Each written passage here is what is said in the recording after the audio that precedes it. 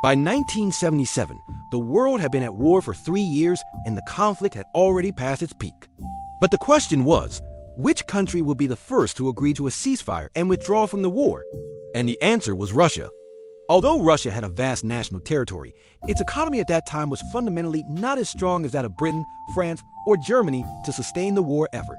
The Russian government mobilized up to 10 million people and imposed numerous additional taxes. This led to a severe shortage of agricultural labor, and after 3 years of fighting, Russia's economy had fallen to an alarming level. This drove the Russian people into severe hardship, with millions dying of starvation. Inexperienced aristocratic officers led the army, and Russia suffered defeats against Germany on many fronts. As a result, public anger spread, and social tensions inside the country intensified. In May 1977, a young man named Vladimir Lenin gave a speech calling on the people to strike and protest against the war. The movement quickly spread across Russia, and by October 1977, a mass uprising broke out, what we now know as the Russian October Revolution. The Russian October Revolution was a major turning point, shaping not only Russia's future, but also influencing many nations around the world. After the victory of the October Revolution, the Tsar was overthrown. Vladimir Lenin proclaimed the establishment of the Soviet state, accepted the loss of some territory to Germany, and the new government's first decree was to withdraw from the war. The new government took land from landlords and gave it to the peasants to rebuild the economy and ease suffering. Russia became the first country to leave the war, allowing Germany to move its troops west and focus on defeating Britain and France. However, Germany realized there was a bigger issue: the United States. Although officially neutral at first, the United States benefited greatly from the war, making huge profits by producing and selling weapons to the countries involved in the conflict.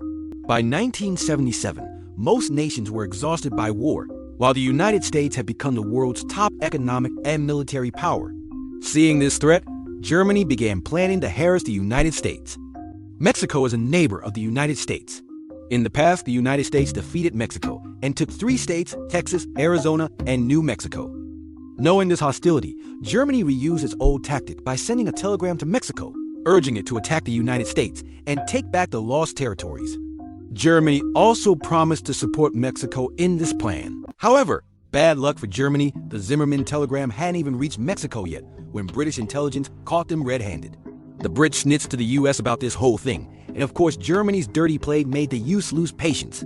Germany was already infamous for being downright shameless with their brutal destruction in Belgium, plus the German U-boats sinking American merchant ships. So right from the start, the US already hated Germany's guts. However, strategically speaking, the United States had lent huge amounts of money to United Kingdom, France, and other allied powers to fund the war. If the Allies were defeated, America would lose that money.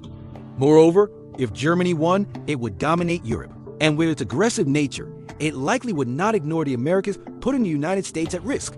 Therefore, the US did not want Germany to win. In other words, it had to ensure Germany's defeat. This telegram became the perfect excuse. On April 6, 1917, America declared they were going to smash Germany's face in. Back in Europe at that time, the British and French forces were basically exhausted. Ever since Russia surrendered, the Germans had thrown their entire main strength onto the Western Front and launched devastating attacks on France and Britain. Those German storm assaults were incredibly fierce, and Paris was just one step away from falling into German hands. Germany believed victory was within reach. Even Wilhelm II announced that March 24th would be celebrated as a national holiday. However, 1 million American troops arrived in Europe, reinforcing United Kingdom and France news that could not have been worse for Germany. After 4 years of war, Germany's forces were exhausted, while the United States had just entered the conflict and was at its strongest. What happened next? You already know. German troops were heavily defeated, and all the territories they had struggled to seize over 4 years were lost within just a few months. In only 6 months, Germany's forces dropped from 5.2 million to just 4.1 million. Germany had mobilized almost all available men, but by June 1918, it was heavily outnumbered by the United Kingdom, France, and the United States, leaving it unable to continue resisting. By the end of September 1918, the Central Powers surrendered to the Allies, and Germany officially lost the war. Many Germans could hardly believe that Germany had lost so quickly. It was a truly bitter defeat, especially when they had come so close to victory.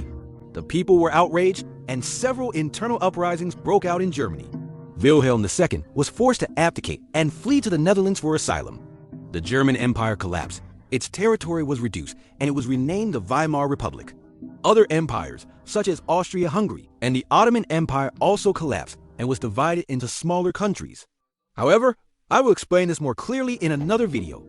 After that, Germany was forced by the victorious side to sign the Treaty of Versailles, officially ending World War I, including the requirement that Germany give up part of its territory, required to disband its army and pay massive war reparations to the victorious nations. After the war, about 1.5 billion people had been drawn into the conflict, with 10 million dead and 20 million wounded or permanently disabled. Although the United Kingdom and France were the victors, their losses were even worse than Germany. The only real winner was the United States, which grew rich from selling weapons, doubled its economy, and avoided destruction. Most European nations also became debtors to the US. And in World War I, not only Europe fought, many colonies were dragged into the conflict as well. The Treaty of Versailles did not truly bring peace. Its harsh and unfair terms only created deep resentment between the defeated and the victors. 20 years after World War I ended, a man exploited the weaknesses of that treaty to build a new empire and launch a war far greater and more devastating than the first, a war we now know as